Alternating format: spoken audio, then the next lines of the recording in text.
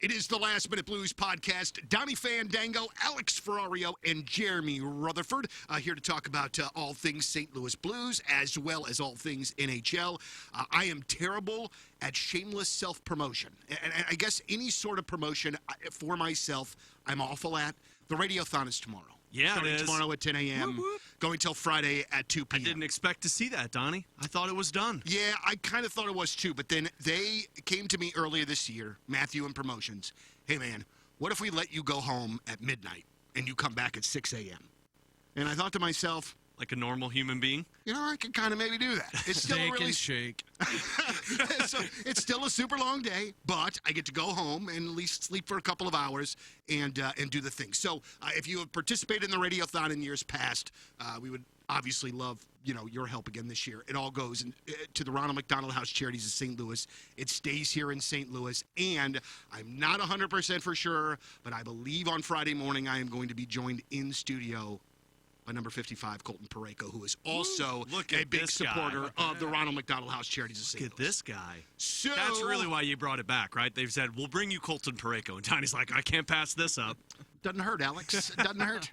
But I didn't want to stop doing the Radiothon, but it was just so goddamn hard on me. Yeah. Like, it is legitimately, I am toast on Saturday, I'm toast on Sunday, and I'm really just starting to come back around on the Monday. Mm-hmm. And as I get older, I don't love that. Also, I don't know that I want to push my body in that particular way and die doing the Radiothon. I saw something good the other day. It said growing up, my bedtime was 8 p.m., and I just couldn't wait till I grew up, and I could make my own bedtime, and it winds up being 8 p.m. Right.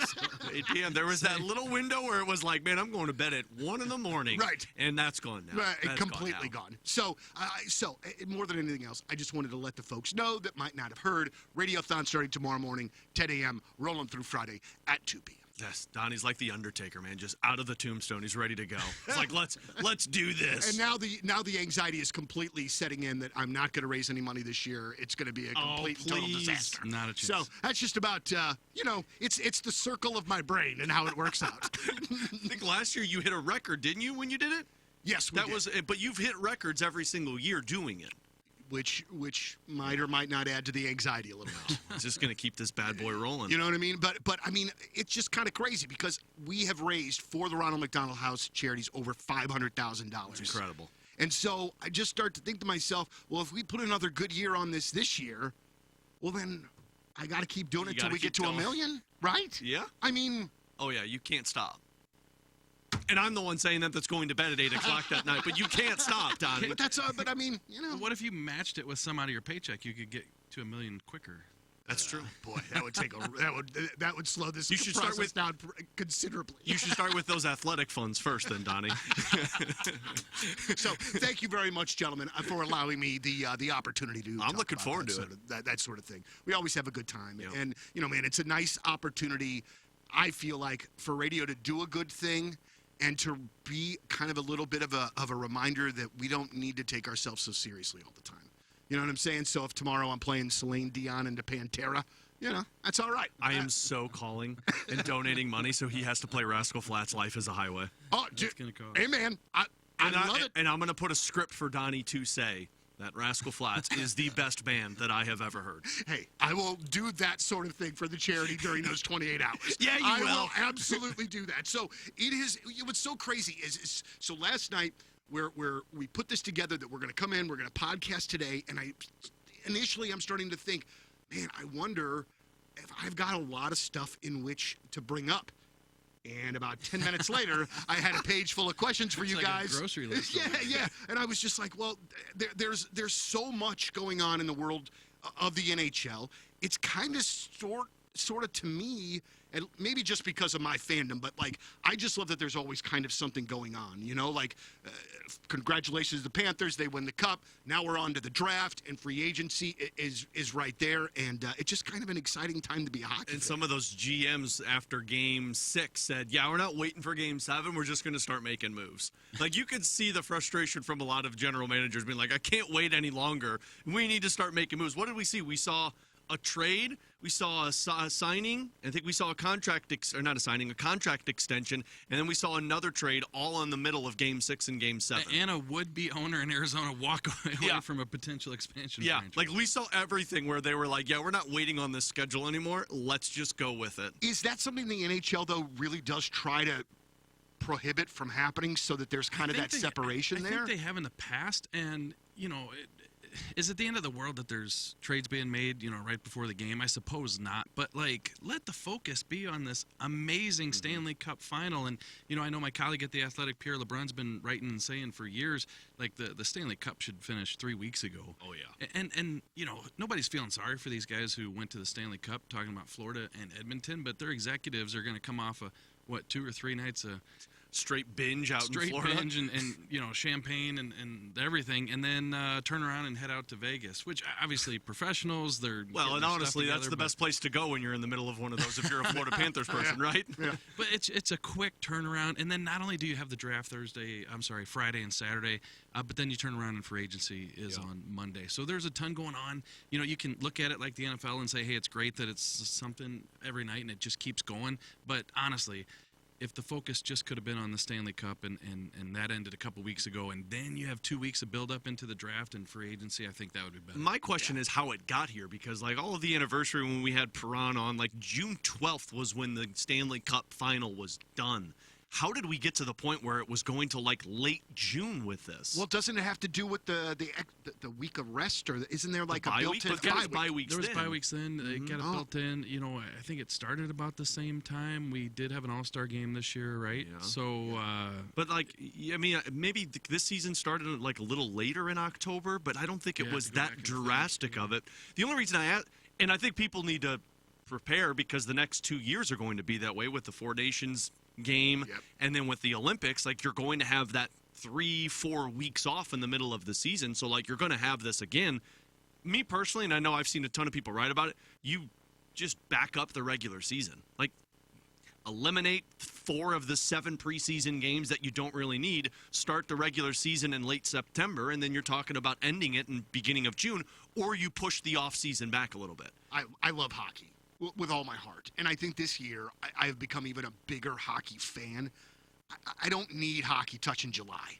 It just doesn't make sense to me, man. I love my sports. I'm bummed out now that we don't have anything really besides Cardinal baseball for the interim. But a couple of weeks ago, this thing should have been wrapped up. And also, too, I start to think about it, or I think about it a little bit in the player's perspective. So if you're an Oiler or a Panther, your offseason is now super friggin' short, physically and mentally. So I feel like those teams are kind of coming back into next year at a little bit of a competitive disadvantage because I don't know. It just feels like it's a situation that can be changed for the better for all parties concerned, fans, players alike. Yeah. Especially the Oilers. The Oilers have to be the one that goes through the worst part of this because you go all the way to Game 7 in the midst of what should be your offseason, and now there's no rest. You maybe get a week off, and these guys are so, in tune. It's okay, cool, let's hit back the ice and start practicing again. All right, I beg to differ with you guys. He's talking about the players. You're specifying the Oilers. Uh-huh. It's the media. It's the reporters. After the parade, when it was over, I went back home, and it felt like 6 hours later, they said, hey, exhibition game tomorrow night. I couldn't drive down the ring. I wasn't ready to do that yet. That does sound actually familiar. You're right. So really, the media is what we need to make sure that we're watching out for. Yeah, you're a part of it too, Donnie. I guess so. Welcome to the club. You get a longer off season. I remember there was a couple years ago where I was somewhere, and I don't remember what I was doing, but somebody was like, the media sucks. And I was like, they're not I guess wrong. maybe they might. And then he was looking at me, and I was like, oh, he means me. Wait a minute. All right. So we do suck. Congratulations to the Panthers. I was not convinced that they were going to win that Game 7. I thought that Edmonton kind of had the mojo and the flow, but it just sort of seemed like Edmonton ran out. It just seemed like everybody not named McDavid needed to step up for that team and didn't do it. And, they just couldn't make up the difference with Florida. Yeah, I personally felt like Edmonton threw everything they had at Florida in those 3 games to get back into it, which is what most teams do. And your gas tank just hits E at some point. And I felt like Edmonton going into Game 7 was on E. Now, they had the flurry in the first period. Like, if that puck goes in rather than Kulikov keeping it out of the net, I actually think Edmonton wins that game because I don't know if Florida gets back into it. Edmonton gets engaged a little bit more. It was going to be a matter of getting the one bounce. And Edmonton got the bounces in games 4, 5, and 6. They didn't get them in game 7. And I really felt like that's what it was. But when you lose Leon Draisaitl, basically, because played, but what he had, 9 straight games without a goal. Nugent Hopkins was non-existent in that series. You did not have Evander Kane for a majority of it, and Evan Bouchard wasn't the same guy. I mean, Hitch used to say all the time, your best players need to be your best players. And when McDavid's the only one carrying your roster, that's going to be a tough thing to walk away with. Yeah, and the goaltender Stuart Skinner played really good, better than expected throughout the playoffs, and he gives up a hiccup there on that second goal. But let's not forget, guys, I mean, it is just – this is why we all love the game. It's a game of inches. I mean, look at the Jamie Benn wraparound against the Blues in 2019. If that goes in, it's different. Look, this year, Connor McDavid right there in the last couple minutes. I mean, that's almost a goal if Forsling doesn't help out the Florida defense there and keep it out. So it could have been tied there. Could you imagine that goes Game 7 goes into overtime? So, you know, I think Florida was the better team. Agreed. Unfortunately, when they got up 3-0, things kind of fell apart for them, but they got it when it mattered. And Matthew Tkachuk, Vladdy Tarasenko, Nico Mikkola, Paul Maurice, and let's not forget our good buddy Jamie Compan. He was a video coach for the Blues for a long time, won a couple cups with the Chicago Blackhawks with Joel Quenneville, goes down to Florida with Paul Maurice and wins his 3rd Stanley Cup. So he not was a lot in of Winnipeg with Paul, wasn't he? Was in Winnipeg, yeah, and then went down to Florida when Paul Maurice went down there. Jamie Compan, so let's give him all due credit. A super great guy and a guy who does a lot for hockey here in St. Louis. Love that guy. It's pretty crazy, too, how much that role of video coach has become more prominent in the last 4 or 5 seasons. Oh, yeah. I mean, that's an assistant coach. It really is. And I mean... Yeah, no, and I wrote a story about this at The Athletic a couple years ago, and it was about the evolution of video from the 1990s to 2020-ish. Sean, did you read that article? I don't remember. I don't think so, though. I can send it to him. I can go back and look in my archives, though. But it was a deal, Donnie, in a nutshell, from the 90s. They were doing everything on VCR, right? But not only that, but they would record the games on VCR and not watch them after each game, but rather come back home from a road trip. They'd have 4 games worth of VCR tapes and then watch those 4 to look for the trends. And then so we took that from the 90s all the way to 2020 to, you know, now where they're handing the guys iPads and they turn around the bench and watch the shift that just happened. So it's pretty amazing. Can you imagine getting back off of a road trip where you're going for a week? Be like, here you go, watch these 4 tapes. Could you imagine? And nobody rewound it, too, by the way. Player that right now. Hey, we're going to watch a Detroit game from last Tuesday. You need everybody to sit in the room. We're going to watch some film, and they roll out one of those TVs in grade school. Yeah. Like, all right, just got to shove the VCR in the Coach, player. Are you talking about the game we lost 6-1 and Datsuk had a hat trick? Yeah, we're going to rewatch that? Guys, if you are Ken Holland and the Edmonton Oilers, what are you doing? They, to me, are going to have the toughest time getting back to that because this felt like it was the year to do it because Chris Johnston put a piece out this morning on The Athletic about basically Edmonton's going to have to throw everything they can at keeping Leon Draisaitl, and either you're paying him $14+ million or you're not keeping him. And if you pay him $14+ million, well, guess what? McDavid in 2 years is going to be getting more than that. So now you're talking $29 to $30 million just tied up in those 2 players, which, I mean, those are 2 of the best players in the game right now. And, of course, the cap is rising. But as we've seen with Toronto, go ahead and try and put a competitive roster out there when you only have 2 guys making a fourth of what the salary or a third of what the salary cap is. So this felt like it was the year because not only do they got Draisaitl, you have to pay Evan Bouchard probably in a couple of years, who's a restricted free agent. You've already got Darnell Nurse at $9.5 million. Ekholm's 36, so he's going to be done in a couple of years. Your roster is not going to look the same as it looked in the Stanley Cup Final and what it's going to look like in a year or 2 years from now. Yeah, it's a tough situation. Either way it would have happened. If they would have got knocked out in the first round, the criticism absolutely with that team, and they would have been, okay, definitely got to do something here. You know, can't keep everybody, break it up. Type thing, but they get to the Stanley Cup Final, and I think a lot of people will look at that situation and say, "Hey, good for Edmonton." Like, you know, they especially with the start that they had to the season, they put it together, and they were within, you know, a period of winning the Stanley Cup. But Alex is right. I mean, you're going to be paying $27, $28 million for those 2 guys if you're able to keep Yeah, that's the other thing. Like, and I read a lot of stories about that the past couple of days. So if Draisaitl, they're going to have to move him if he's not committed to re-signing. And this is the year they can negotiate because he's got 1 year left. He's got July 1 year 1st. left, so it's kind of like a Buchnevich situation where you can talk about a contract extension beginning July 1st. But I think Edmonton's in a position where they can't allow him to play out the season and then walk for nothing. So they're going to have to find a contract with him, and if not, then they're going to have to entertain. Let me ask you guys this: would you pay him $14 million, Leon Draisaitl? Like, and I'm not saying for the Blues, but just a team that is not the Edmonton Oilers. Would you pay that guy $14 million? Listen, I don't know that I am the most qualified to answer this question, but I'm gonna answer your question with another question.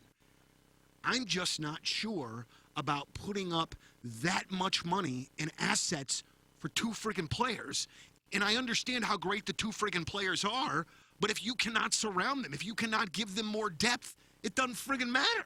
So I would probably say no, and I would probably try to build a bit of a different squad around Connor McDavid. But even as I'm saying this right now, I'm feeling as though that might be a stupid thing to say. But it just $30 million for two guys just seems like an absurd amount of money if you're trying to balance a whole team. And I agree with that because, like, I'm not going to be a hypocrite. I've said for the longest time, like, the Toronto Maple Leafs need to move on from Marner or Nylander because you can't have all of those guys. You got to allocate those funds to another area that you're weak in. I was asking more, too, if you're a team and he becomes a free agent. Because the part that I find fascinating is, let's say Edmonton does decide, like, we got to move him because he's not going to re-sign a contract. Well, you're not going to get the return that warrants trading Leon Draisaitl because other teams are going to know, well, you're screwed. He doesn't want to re-sign there, and so I'll wait till he becomes a free agent. So now, if you're another team, you wait it out, and as much as I believe Leon Draisaitl is just as good as Connor McDavid, like, that shot is so dangerous, and it's tough to go up against a centerman that's big. Let's just say if I'm the Columbus Blue Jackets and that guy becomes available, is $14 million really worth it going to that guy? Is that guy going to make my team that significantly better? That's the part that I find fascinating with Leon Draisaitl. Well, because you don't know really what he's capable of without the Connor McDavid aspect, even though we know he's a great player. That goes without saying. Exactly. I mean, I would just rather put that money to McDavid, who – pretty much almost goddamn carried that goddamn team to the Stanley Cup after being down 3 games. I mean, I have very rarely felt so bad for a group of players on the ice as I did for those 5 that were on the ice for the last couple of minutes of that Stanley Cup game. They were just done. Yeah. There needs to be more in that universe or Connor McDavid's never going to win. Yep. Yeah, I just think with Draisaitl, I don't think he'll get to the market. I think that Edmonton, they'll have to trade him for whatever the best package is, if it's come to conclusion that he's not going to re-sign there. But the thing there is, not only are you going to have to give Draisaitl $14 million or whatever, $13 million for however long, but you're going to have to give up key assets. So, let's just bring the Blues into the equation. Not saying that the Blues would be interested. Although his agent is former Blues goaltender Mike Liut. There you go. Don, I see those eyes over there. Yeah. You're going to have to give up a couple great assets Absolutely. And then pay him the money. That's always the tough part when you're dealing with big, I don't want to say free agents, but free agents to be when you're trying to acquire them. All right, so what do we want to do? Do we want to hit these couple trades here first and then talk about the Blues, or do we want to go to the Blues and then kind of circle back? What do you think? You're El Capitan. I'm just here playing the violin as the Titanic goes down. Washington, what in the heck are you doing taking on all of that Pierre-Luc Dubois money? And if you're the Los Angeles Kings, you got to feel like it's Christmas early because you got rid of that guy and you got rid of that deal. I wish there was a camera in that front office room with Rob Blake when that deal was accepted because everybody's high-fiving.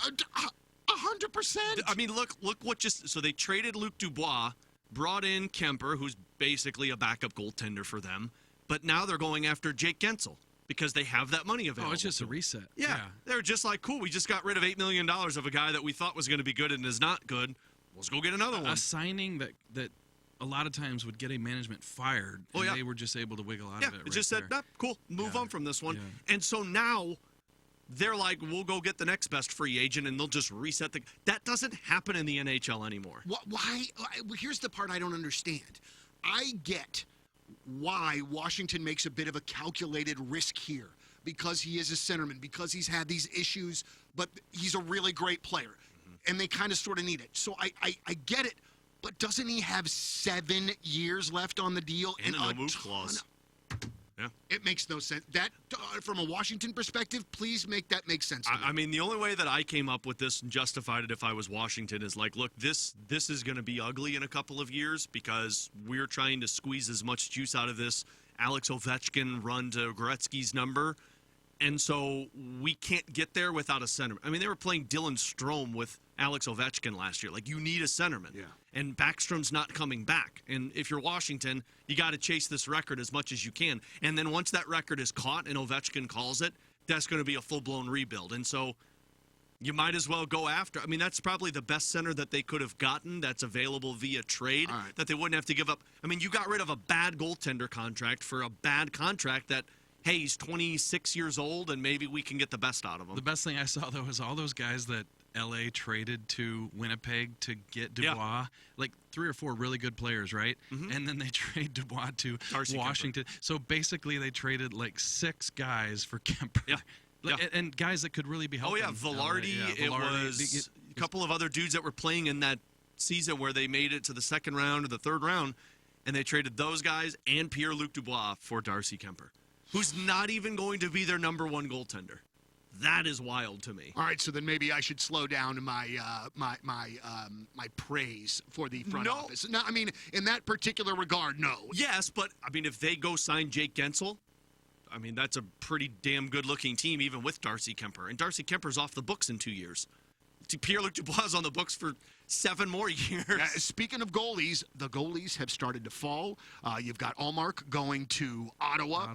And then the other, you have Markstrom going to the Devils, which that, to me... That was a steal. Woo, man. And that Devils team now, with a goaltender finally, changes the game for them completely. But then it doesn't seem like the return for Boston for Allmark was even anywhere close to what the Markstrom compensation was. It seems like they kind of got rooked a little bit. I mean, I thought both goaltenders went for less than what I expected, which, on one hand, don't trade Jordan Binnington because you ain't getting anything for goaltenders right now. And two, I think I read that Ryan Miller was the last goaltender that was traded for a first-round pick.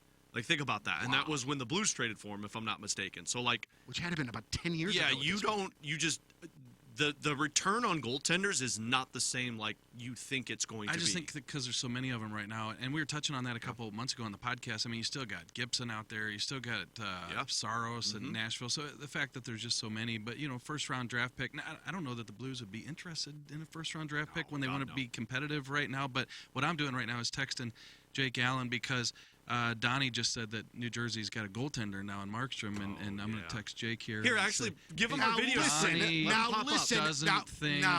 you let him pop up on the stream, are JR. a goalie in the NHL. Okay, now listen. I'd like to maybe just backtrack a tad. Right now, he's not going to listen anymore. I think Jake Allen. I think we talked about Jake Allen at the trade deadline last year. We love Jake Allen here. The Snake is the man, but I don't think the Snake is probably a number 1 anymore. And I think you put him and friggin' and Markstrom together. Oh, baby, you got something there. Yep. So then the dominoes. What's going to happen with Nashville? Like that. If I'm Nashville, I'm not trading him. If I'm Nashville, I'm the same way that the Blues are with Binnington. Why would I trade this guy? Send.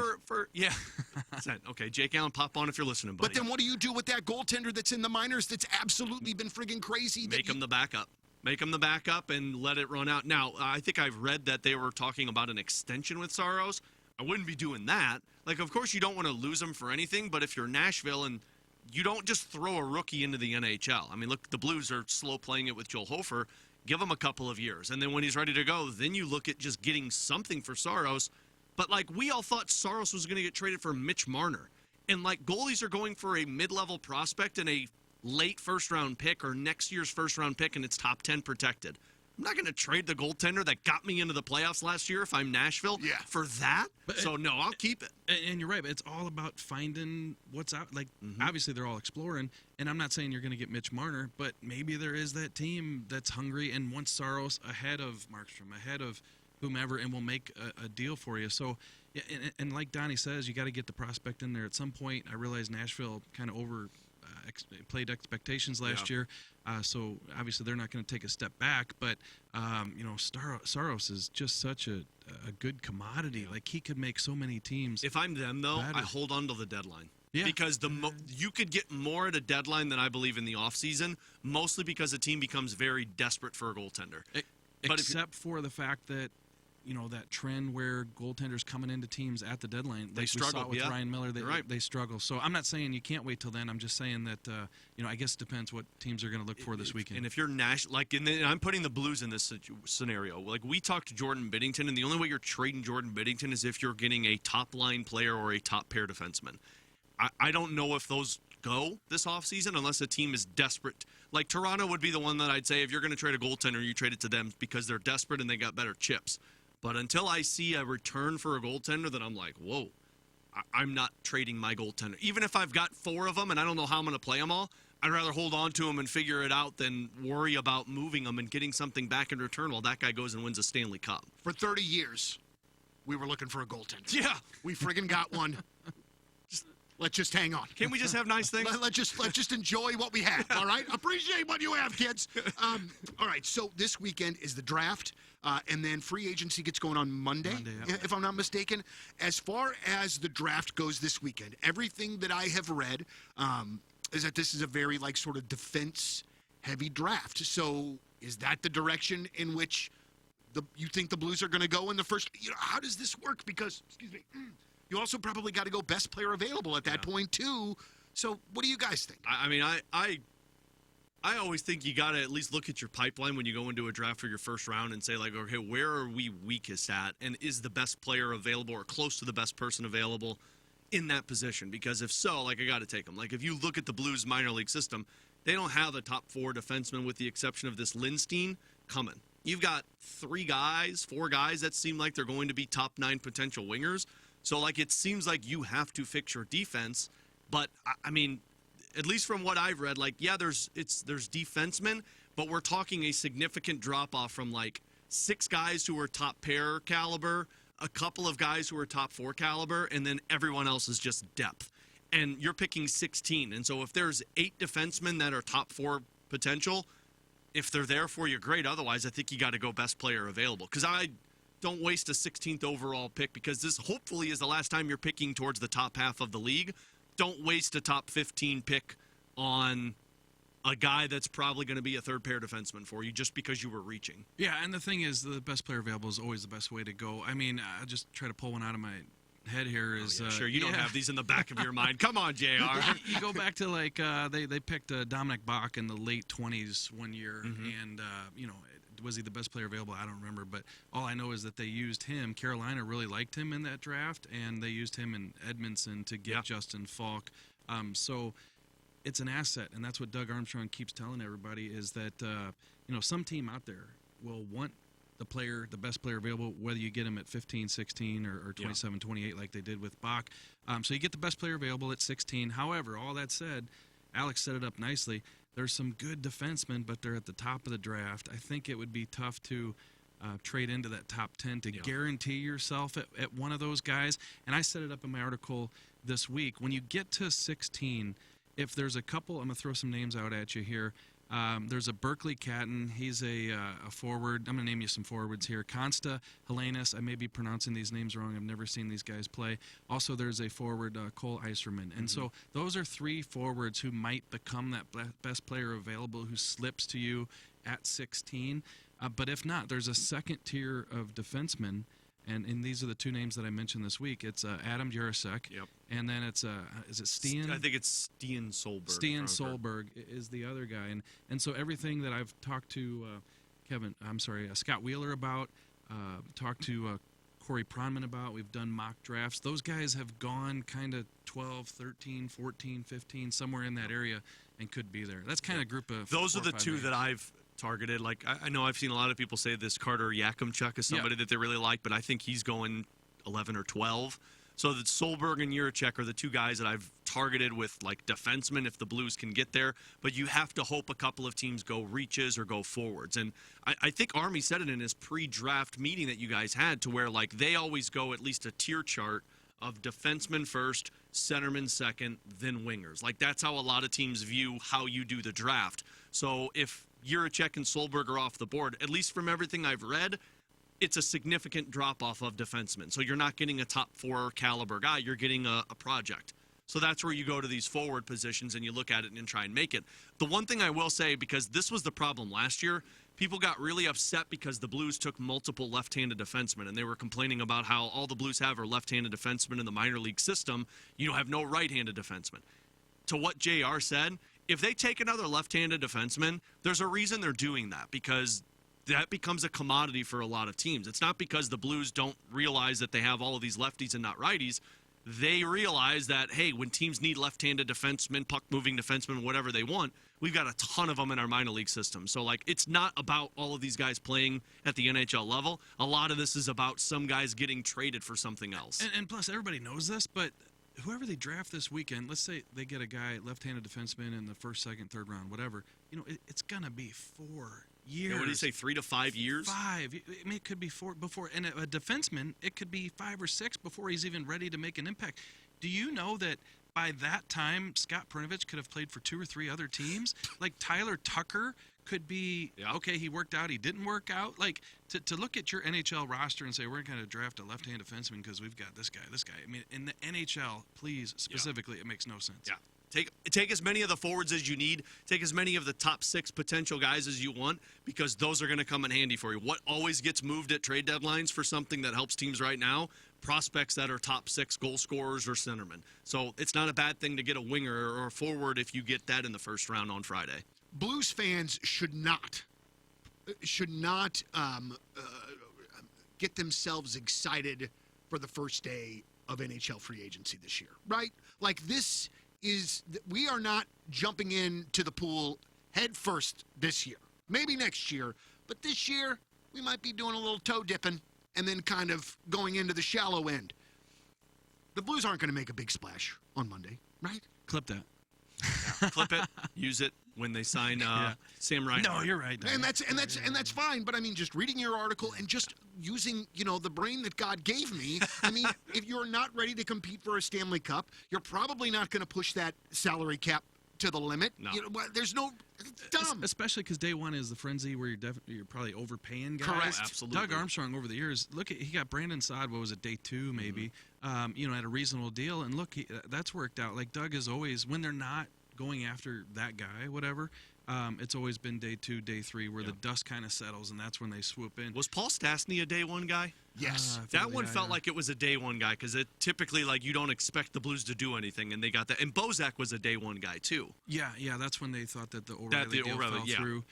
So I agree with you. I don't expect much on Monday. And listen, all we can do is read the tea leaves and listen to what they say. Like Doug Armstrong and even Tom Stillman has come out and said, the best offseason isn't necessarily a splashy free agent. So they're kind of setting the table that, hey, that's not the case. Now, could there be? There could be. The one kind of conversation I had with Alex is that, I mentioned Chandler Stevenson, Vegas. He's a second-line center for the Golden Knights, winning team. He's had some success playing with some really good guys there. He's 30 years old. So does he fit the Blues situation?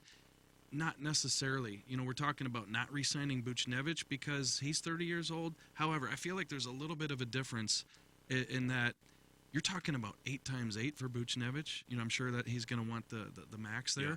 And you could be talking about 2, 3, 4 years with a Stevenson. So it's a little bit different. And the only other reason I bring up a name like that, and it doesn't have to be him, is that the Blues continue to say that they want to be competitive and make the playoffs and put butts in the seats. And as much as all of us can be for play the young kids, bring up, put Dvorsky out there, let them sink or swim, see you next year, Snuggerud, that's not going to get the Blues to the playoffs. It's going to be fun to watch and be excited about for the next years, but it's not going to get them to the playoffs. So whether it be Stevenson or whomever, they're going to need to bolster that top 6, especially with the center hole, and figure out a way to be competitive. And I think so that's why they might have to entertain the free agency window that comes up this week, but certainly they're not going to blow anybody's doors off with an offer. I don't. If you look at the free agent market, there's nobody that I feel like is worth spending a lot of capital on. Like, you're talking Sam Reinhart, who I don't know if he even hits free agency. You're talking Patrick Kane, like Jake Gensel. Like, I don't think these guys fit the Blues' needs. Like, you've got the wingers. They need a centerman, to JR's point.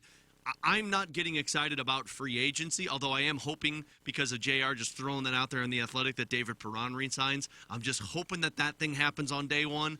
But I'm more looking forward to it, because if the Blues are doing what JR is saying, and he's absolutely correct, like they keep telling us they want to be competitive. And if you're playing the young kids, that's a rebuild. If you're trying to stay competitive, you're going to implement veteran players or players that can be around the same time frame.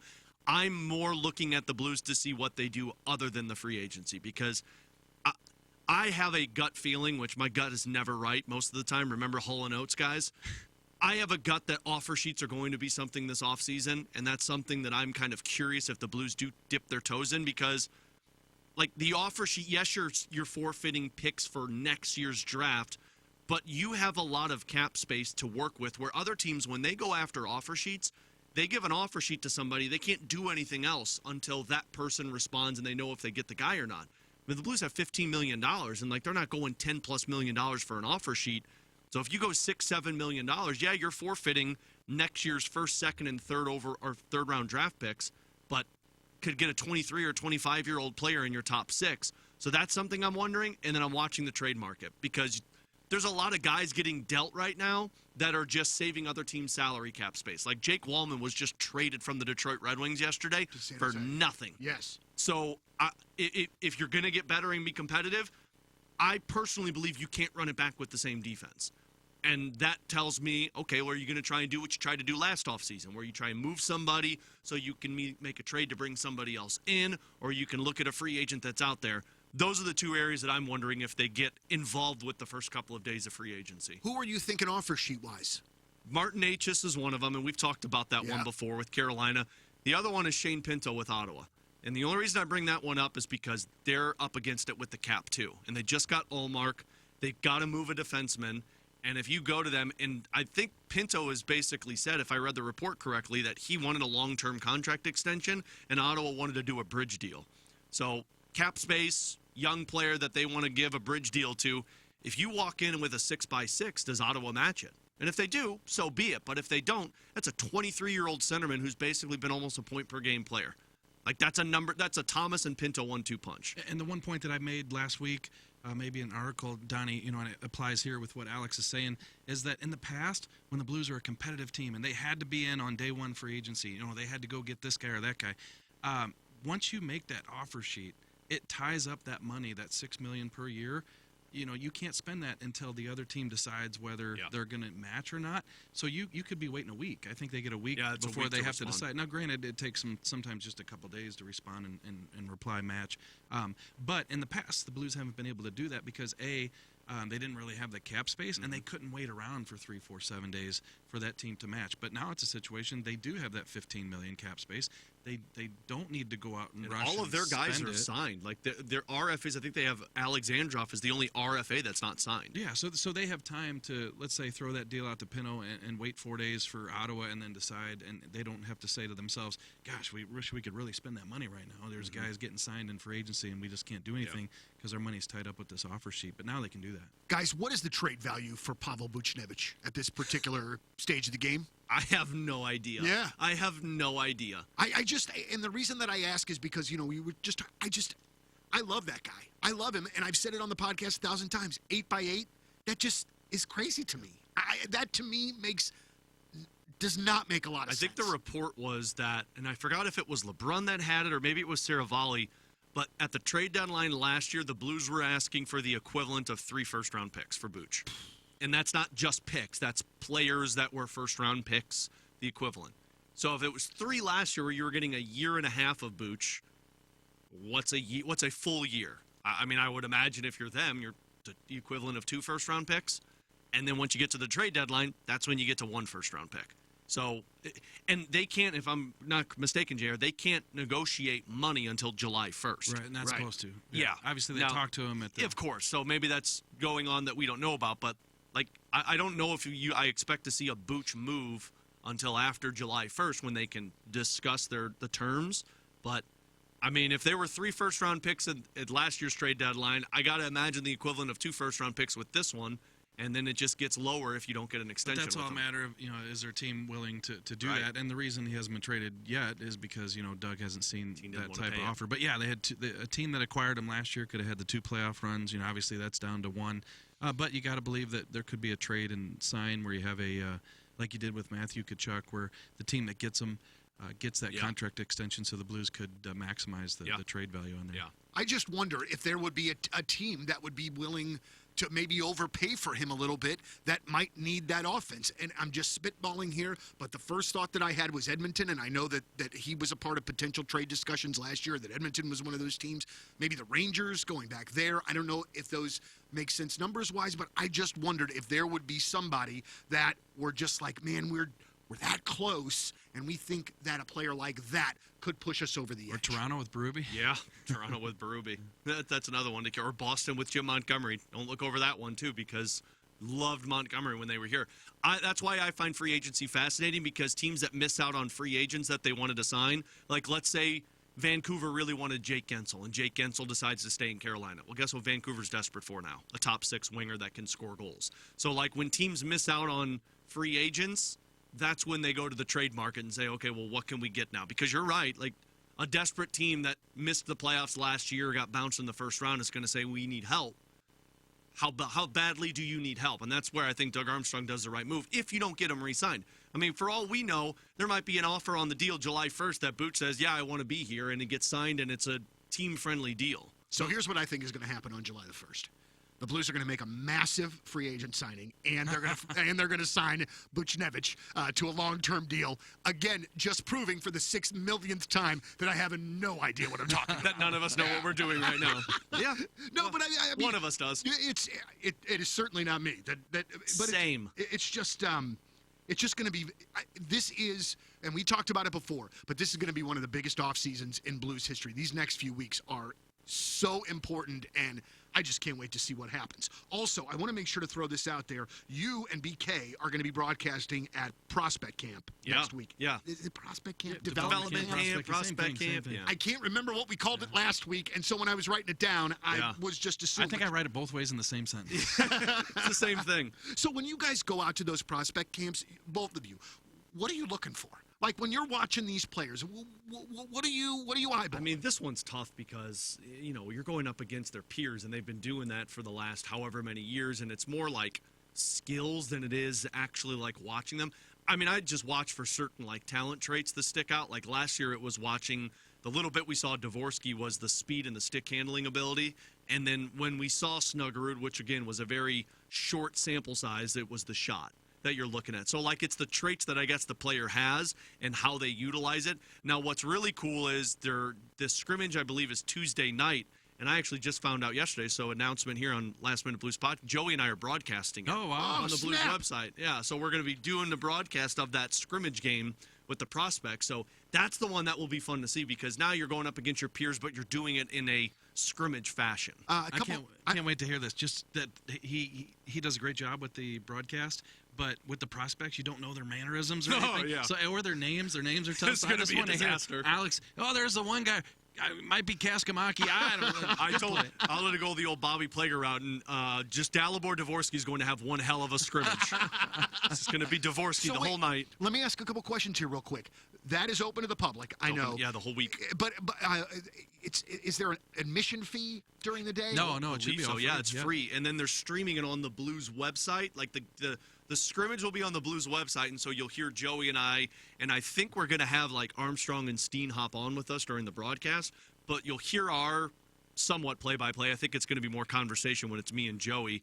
But then 101 ESPN on our YouTube feed is going to have the camera on us, so you'll be able to see Armstrong and Steen and whoever hops on with us. So dude, that's badass. It'll be available 2 separate places for people. Donnie be sleeping still from the radio. Donnie's going to still be sleeping off those 18 hours. Tuesday, dude, I'm coming to that. That's Hell fantastic. Yeah. I mean, all right, so Donnie's doing play-by-play on Tuesday. Just as a guy that's bitching about not wanting to see hockey in July, I'm going to see hockey in July.